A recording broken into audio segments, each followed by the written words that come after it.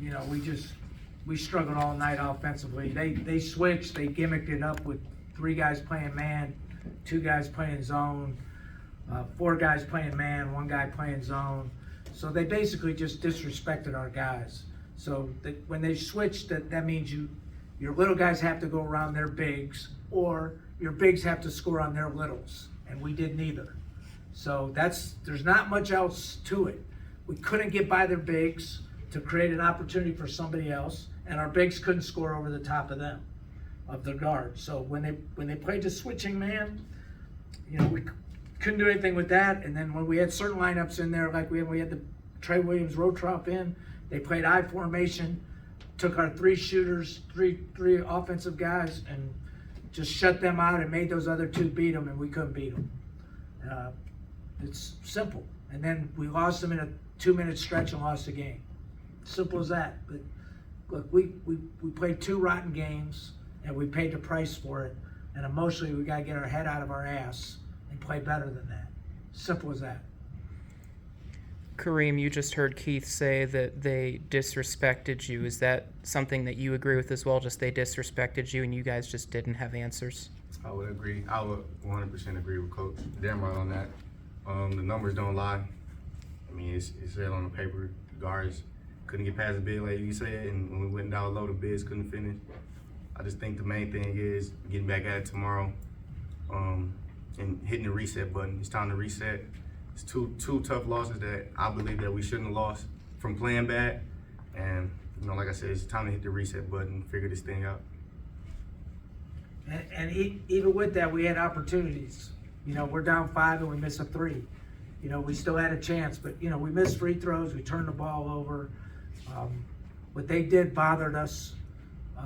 But again, like if our big guys can't score over 6'2", 6'3" guys, we got problems. And, you know, their big guys did a good job of keeping our guards in front. So we knew they were a good defensive team. We knew they had good toughness. You know, they got some good qualities. But by the same token, we have to play better than that. So ultimately, I have to take the responsibility for how our team plays. Like, I'm not blaming our guys. I mean, my job is to make sure they play better than that. And if they don't, that's my fault for whatever reason. You know, so, you know, we have to be more ready to play. Simple as that. You know, they made it a grind, and they won the grind at the end because they made more plays. Now, with that being said, we had nobody to go to. They went directly to their one guy for 10 minutes straight, and he beat us up, right? Moore beat us up consistently for 8 or 10 minutes. That's why they won the game and we didn't.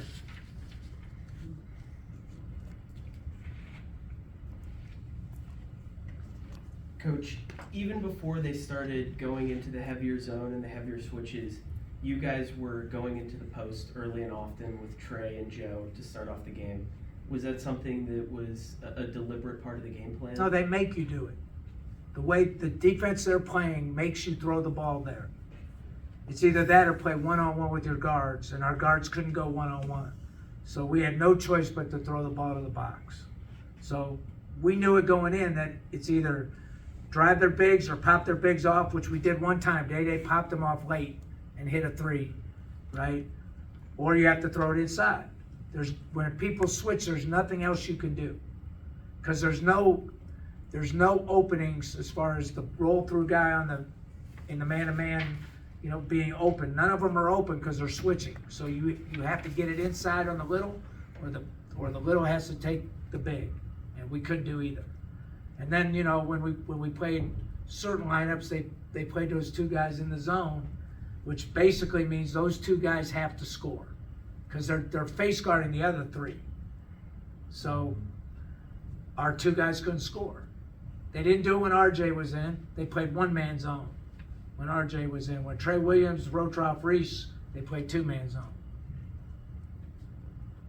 So it's a tough deal if you can't beat somebody one-on-one, or you can't score in those other 2 spots.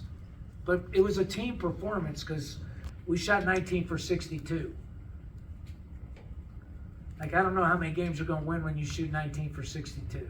Top of 5 assists and 13 turnovers. Yeah, and then, you know, on top of it, we had some guys that were reluctant. You know, we didn't play with confidence.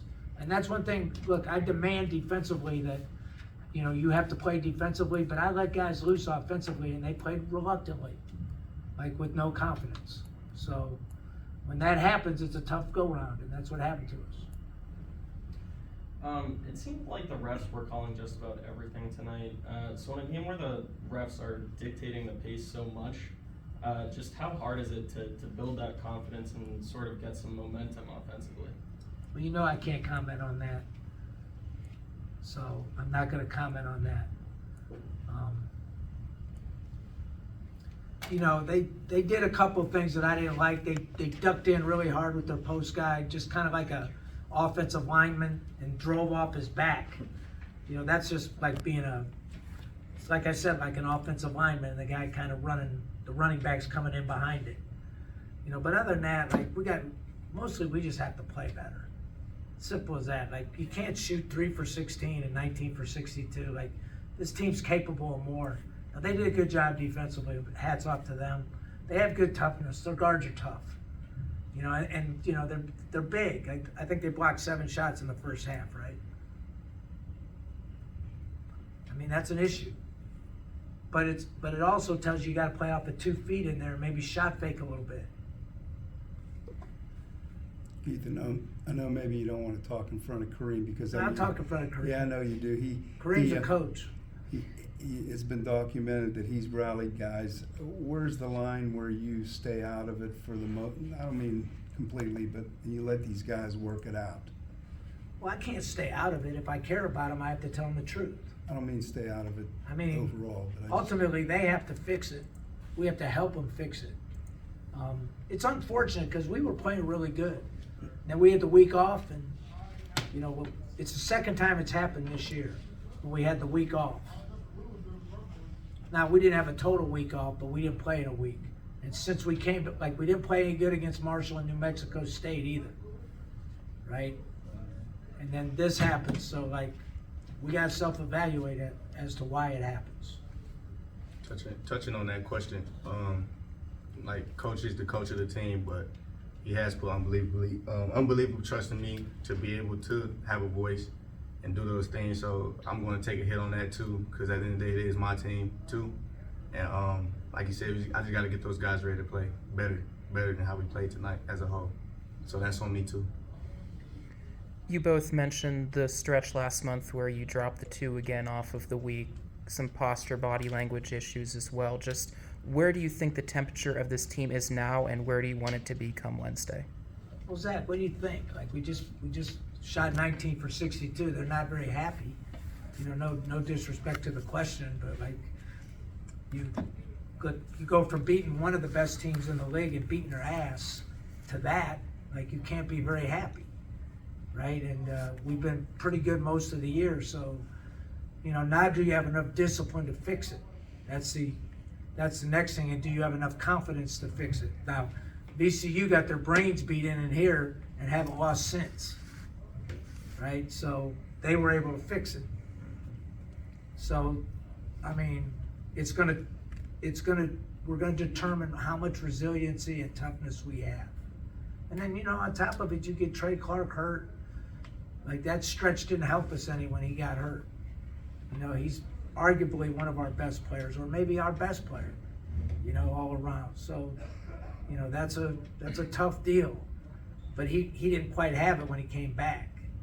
So, you know, we'll see if he can play Wednesday. But we can't make any excuses. We just have to play better.